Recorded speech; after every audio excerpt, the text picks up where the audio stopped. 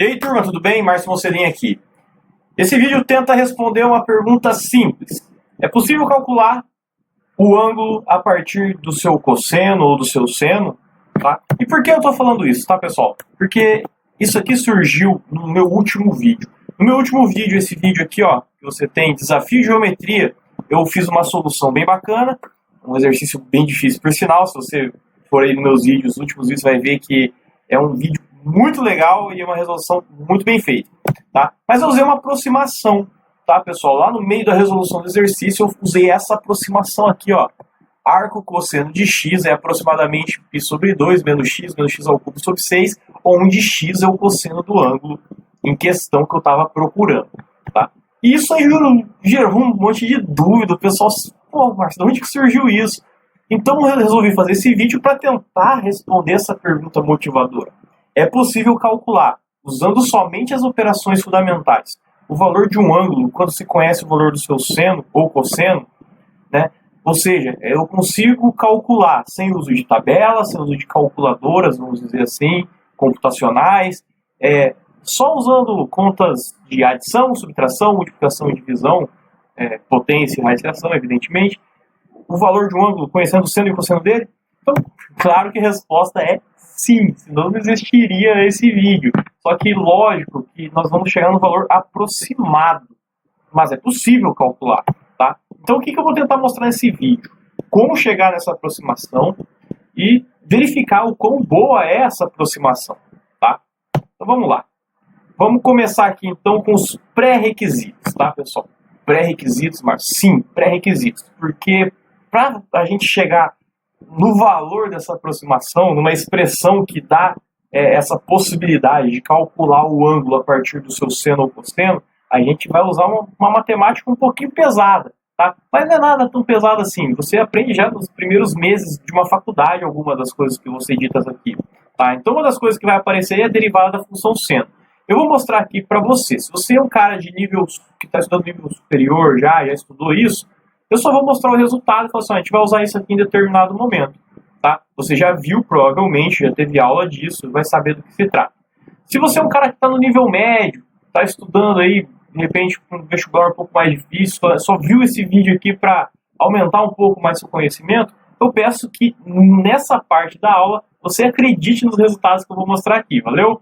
Então aqui, ó, derivada da função seno, né, eu coloquei, ó, seno de y, a derivada em relação a x, é a derivada de y em relação a x vezes cosseno de y. A derivada da função seno de x é o cosseno de x, mas y é uma função de x, então a gente usa a regra da cadeia, tem que calcular a derivada da y também multiplicando, tá? Repito, pessoal, esse vídeo não é para mostrar esses resultados, né, de onde que veio. Esse vídeo, a gente vai tentar responder aquela pergunta motivadora, mas eu vou usar isso aqui em determinado ponto do vídeo para a gente continuar a nossa análise e chegar naquele nosso objetivo inicial. Isso aqui fica para outra aula explicar o porquê disso, que é derivada, a derivada da função seno, regra da cadeia, enfim, fica para outra aula. Integral de função polinomial.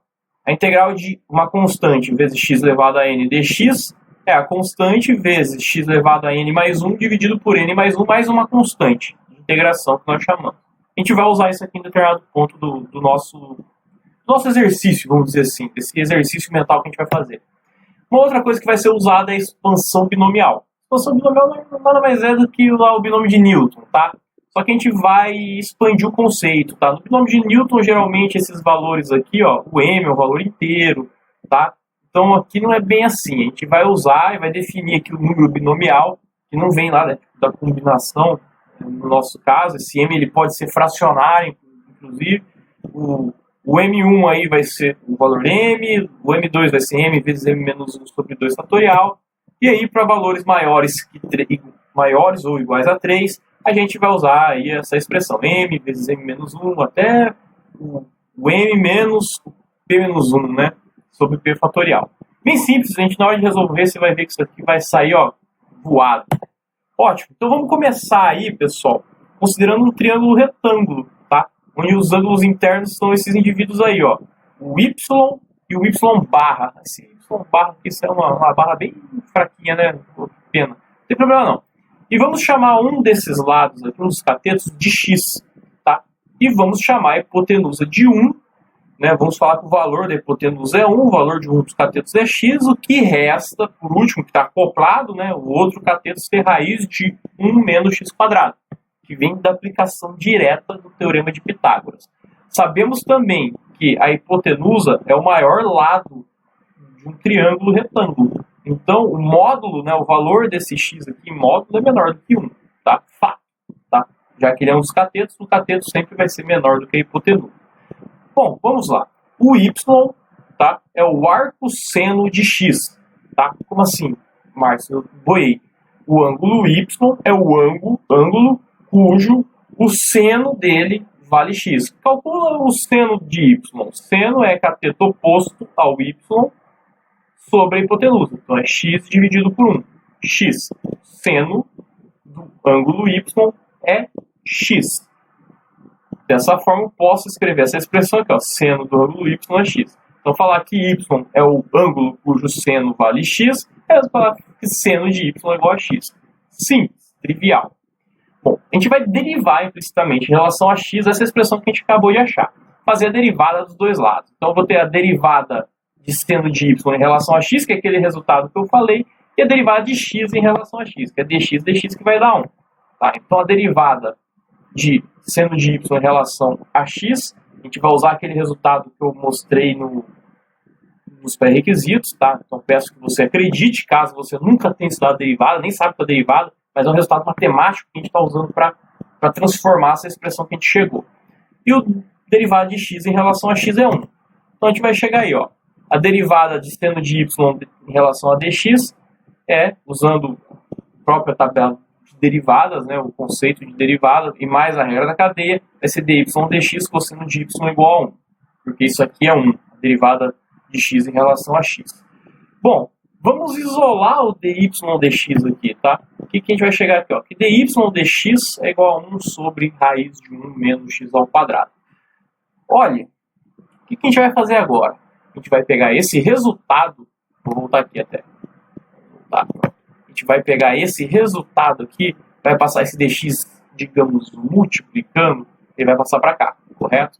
A operação inversa da derivada, vamos falar assim, chamando a derivada de operação, não é bem uma operação, mas vamos dizer assim que, como se fosse uma operação matemática, o inverso da derivada é a integral, tá? Então a operação inversa da derivada é a integral. Então, assim, isso falando bem assim, grossamente, tá, pessoal? Tá? Só para você entender o que vai ser feito aqui.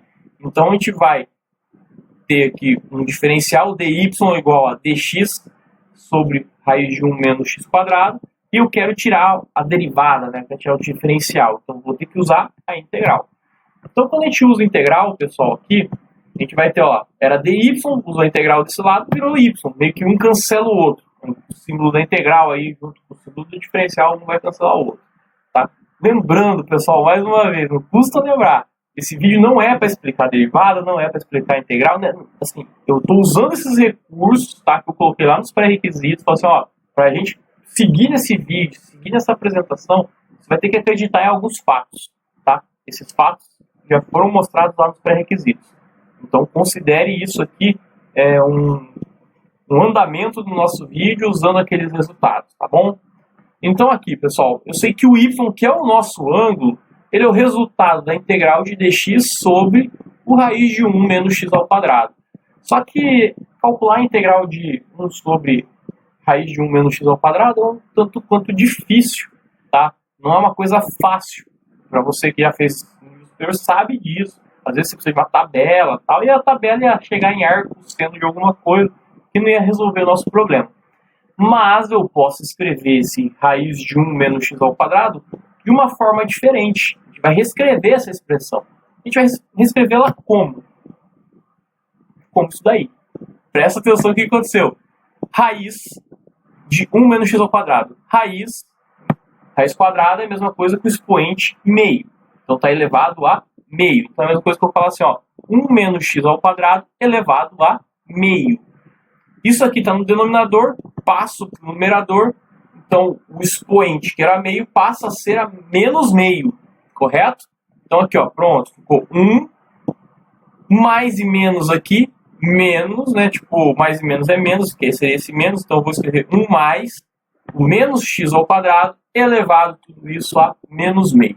Tá? Só reescrevi essa expressão, pessoal, álgebra simples, não tem nada demais, tá? Mas porque eu deixei 1 mais um valor menos, né? Tipo, ficou estranho.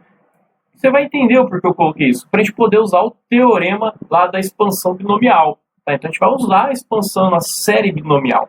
Série binomial, pessoal, é uma série que a gente vai expandir isso daí, tá? Aqui tá m, pessoal, mas aqui é infinito, tá bom? Aqui tá m, mas aqui é infinito, tá?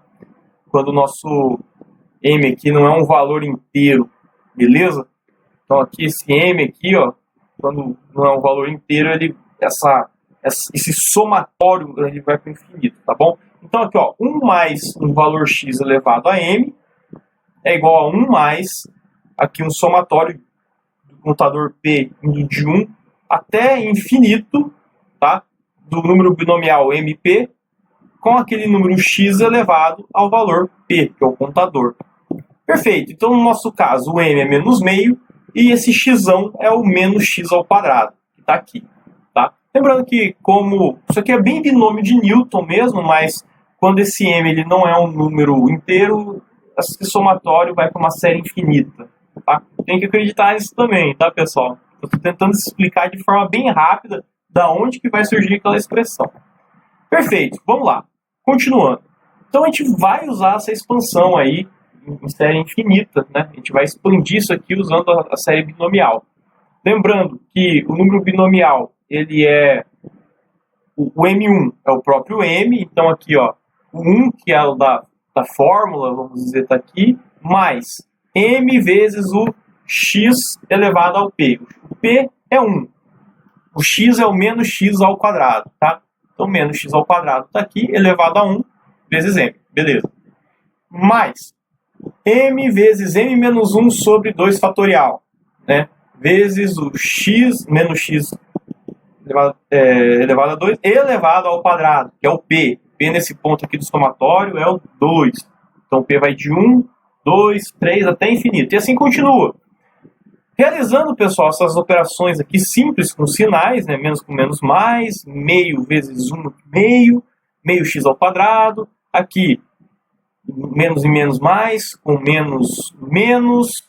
Opa, desculpa, esse menos aqui não é, né? Está ao quadrado, então já fica mais. Então, menos com menos mais, 3 quartos sobre 2 fatorial, 3 oitavos, x a quarta.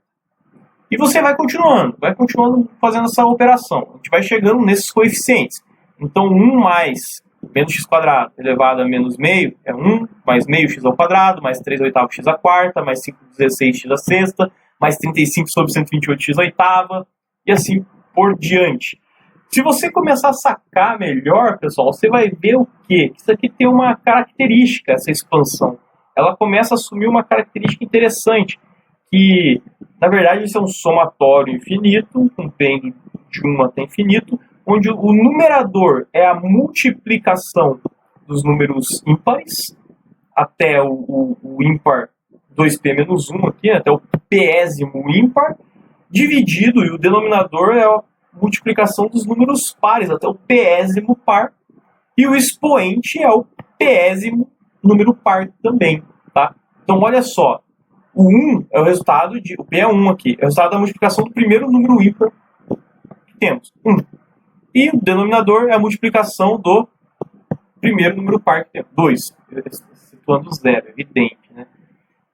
E o expoente aqui é o par que temos, né? O tipo 2P, né? O P é 1, então 2P, 2 vezes 1, 2. Ó, aqui é a multiplicação dos dois primeiros ímpares que temos. 1 vezes 3, 3. E o 8 é a multiplicação dos dois primeiros pares que temos. 2 vezes 4, 8. E aqui é o par que a gente parou, né? A gente parou no 2 vezes 4, parou no 4, então x a quarta. Aqui, a multiplicação dos três primeiros ímpares. 1 vezes 3 vezes 5, 15. Opa, Márcia, aí tá 5. Tá, mas embaixo a gente simplificou por 3, se for ver. Olha lá, 2 vezes 4 vezes 6, 24, 48. Então é 15 sobre 48. 15 sobre 48 é a mesma coisa que 5 sobre 16. x à sexta, porque a gente parou em 2 vezes 4 vezes 6, então x à sexta, e assim por diante. Então essa série, nesse caso aqui, a expansão dela é 1 mais esse somatório que tem essa característica fantástica. E aqui, então, a gente vai reescrever esse somatório dessa maneira, usando fatorial duplo.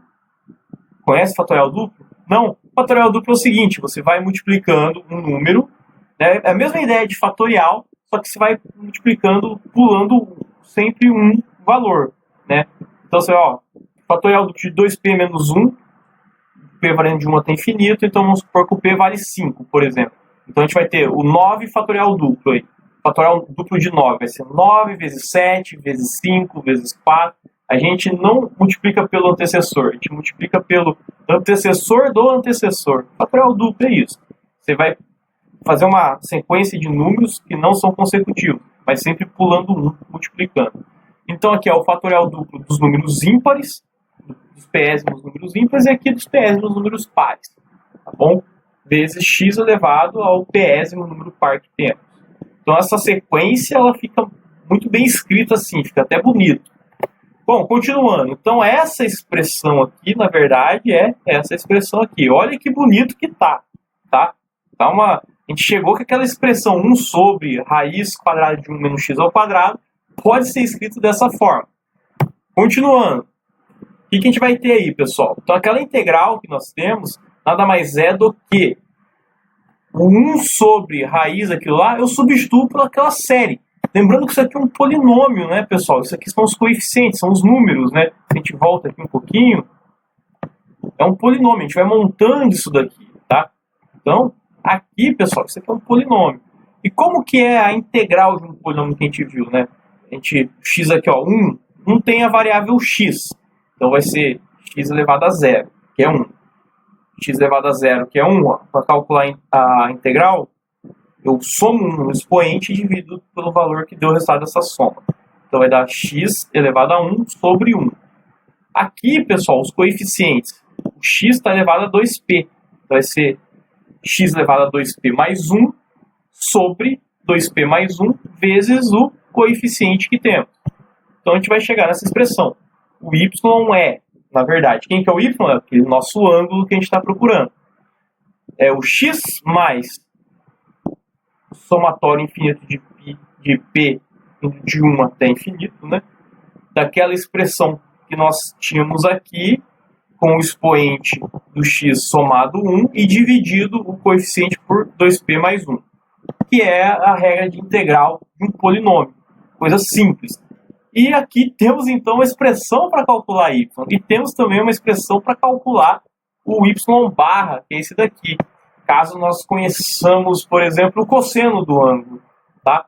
Então aqui, ó, por quê? Porque são ângulos complementares, né? Y barra mais y é o quê? 90. Então, se eu pego o π sobre 2, que é 90, menos o que nós falamos que é o ângulo y, nós vamos ter o y barra.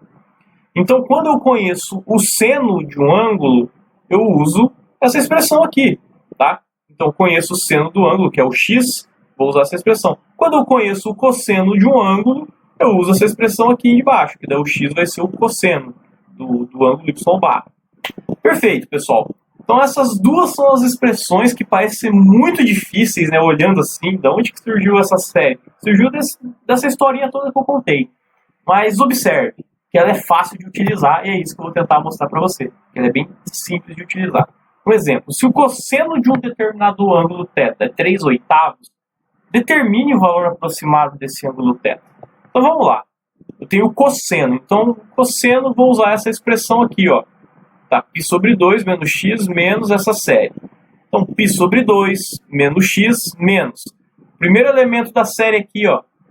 1 sobre 2 vezes 3. Né? Multiplicação aqui, ó, do 1.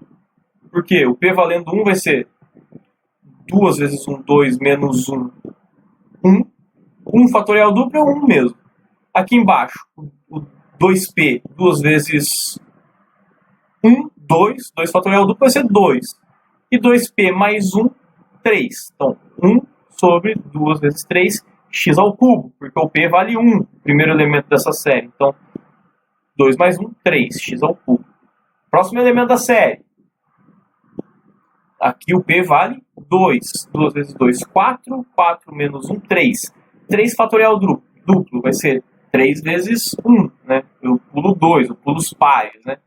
E aqui embaixo eu vou fazer a mesma coisa com o 2P. Agora o 2P vai ser 2 vezes 2, 4. Fatorial duplo de 4 vai ser 4 vezes 2. Né? Eu pulo 3, pulo os ímpares. E aqui o 2P mais 1. 2 vezes 2, 4 mais 1, 5. Então, vezes 5, x à quinta. Que é 2P mais 1 lá também é um expoente. Eu vou aproximar só até esse termo. Porque aqui, pessoal, note que é um somatório infinito. Tá? Eu posso fazer o próximo termo aqui? Posso também. Posso fazer o próximo? Posso também. E assim por diante. Aqui eu parei no termo que tem x à quinta. E o x, quem que é o x? O x é o cosseno do ângulo. Tá? Então esse ângulo aqui vai ser aproximadamente o quê? O π sobre 2, menos 3 oitavos, menos 1 sexto, que é o resultado dessa conta, vezes 3 oitavos ao cubo, menos 3 sobre 40, que é o resultado dessa conta, vezes 3 oitavos à quinta. Lembrando que o objetivo aqui não é falar assim, pessoal, ah, mas vou precisar de calculadora. Bom, dá para fazer todas essas contas à mão, tá? Mas a ideia é, a gente está chegando no valor do ângulo sem usar nenhuma outra coisa senão contas de vezes, dividir, mais e menos, ok? Então aqui, ó, fazendo todas essas continhas, que é bem simples, a gente vai chegar aqui, o θ é aproximadamente essa expressão aqui. Observe que o próximo elemento da série seria menor ainda que esse, o próximo menor ainda que esse e assim por diante, tá? Essa série ela vai diminuindo os valores termo a termo, tá? Então, fazendo essa conta, o θ é aproximadamente 1,186 radianos, que é 68 graus, tá? Quando você faz a transformação, né? Π radianos vale 180, então 1,186 radianos vale quantos graus? 68 aproximadamente. Observe que eu usei dois termos aqui para aproximar, o termo de x ao cubo e o x à quinta.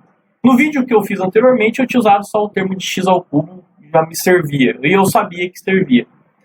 Será que esses valores estão corretos, pessoal? Vamos conferir lá no Wolfram, né? Você coloca arco cujo cosseno vale 3 oitavos. 1,186 radianos, né? E mais uma pancada de coisa, que apareceria quanto mais termos colocássemos aqui. Entendeu? A jogada da série infinita. E a conversão para radianos, 67,98. Cara, nossa aproximação ela está muito boa, muito próximo da realidade. Observe que calculamos o valor de um ângulo conhecendo apenas o cosseno dele, tá? Usando essa aproximação em séries, transformando a função arco-cosseno na sua série infinita. Valeu? Vamos lá. Então, quão boa é essa aproximação? Essa é uma pergunta que você tem que fazer, porque nesse exemplo que eu usei, ela é muito boa. Mas será que ela é boa para todos os ângulos?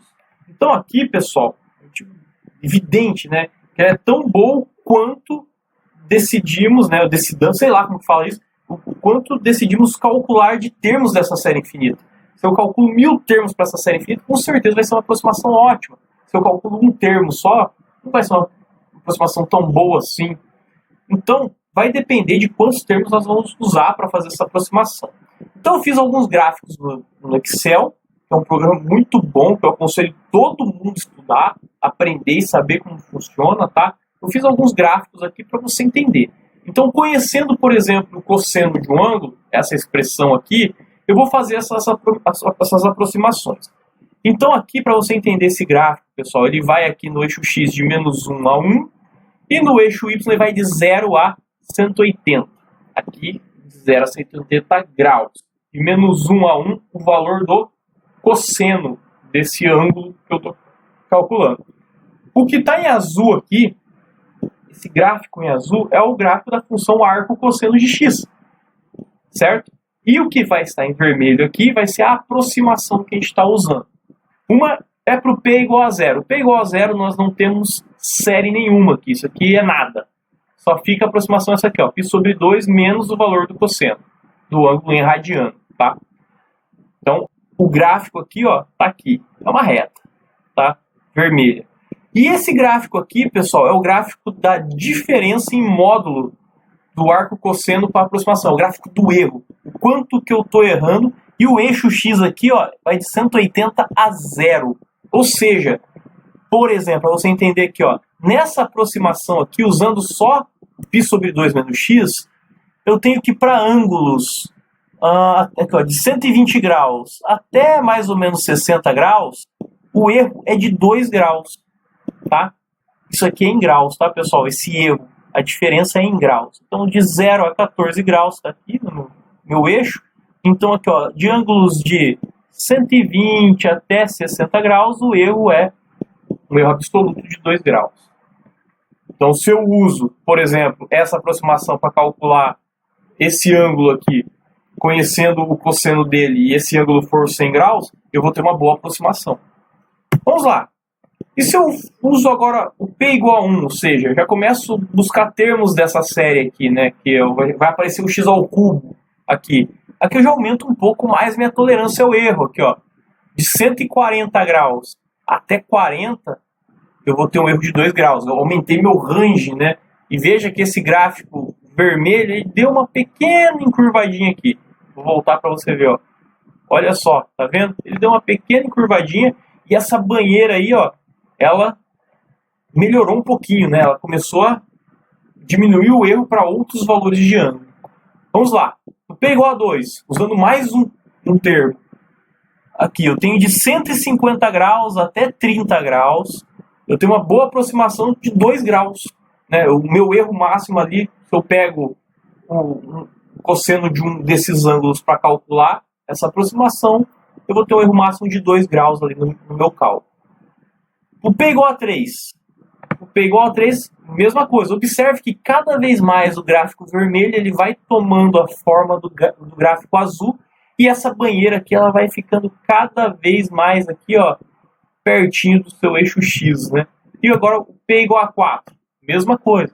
Então, quanto mais termos você vai utilizando, utilizei um termo, 2, 3, 4 termos dessa série, melhor vai ser a sua aproximação. Observe que aqui, ó, usando 4 termos da série, você vai ter uma aproximação aqui, ó, de 160 até 20 graus, um erro máximo de 2 graus, para mais ou para menos. E o seu gráfico vai ficando cada vez mais parecido com o seu gráfico da função arco-cosseno de x. Só que observe também que fazer o cálculo de vários termos dessa série não é algo tão trivial assim. Apesar de usar só multiplicação, divisão, soma, né, subtração, os números vão ficando números difíceis de trabalhar. Tá? Então, a ideia disso aqui é mostrar que existe sim uma forma de calcular ângulos a partir de seno e cosseno, mas você tem que saber o range que a aproximação que você está usando, quão boa é essa aproximação e para quais valores ela vale de fato. Tá? Para a maior parte dos problemas que a gente vai resolver, se não for ângulos muito pequenos, vai valer a pena usar essa aproximação, até para P igual a 1, ou seja, usando um termo dessa série ou 2, vai valer a pena e você vai conseguir resolver. Tá? E para ângulos muito pequenos, que é o caso aqui, você tem uma outra aproximação que você estuda lá, né? O seno de θ, aproximadamente tangente θ, que é aproximadamente o θ. Então você tem ótimos recursos para descobrir o valor de um ângulo sem o uso de calculadoras e sem o uso de tabelas trigonométricas, tá? Então eu espero que você tenha gostado desse vídeo. Ele foi um pouco pesado, porque a ideia dele não é ser um vídeo de resolução, exercício, nada, mas é trazer para você uma visão de como funcionam as coisas, né? A gente usando recursos matemáticos que já foram estudados aí até um nível superior, como que você consegue responder perguntas que são intrigantes. É possível calcular um ângulo a partir do seu seno e cosseno? Agora você sabe que é. Valeu? Então não se esqueça de se inscrever no canal, curtir o vídeo se tenha gostado. Aquele abraço e te vejo aí no próximo vídeo.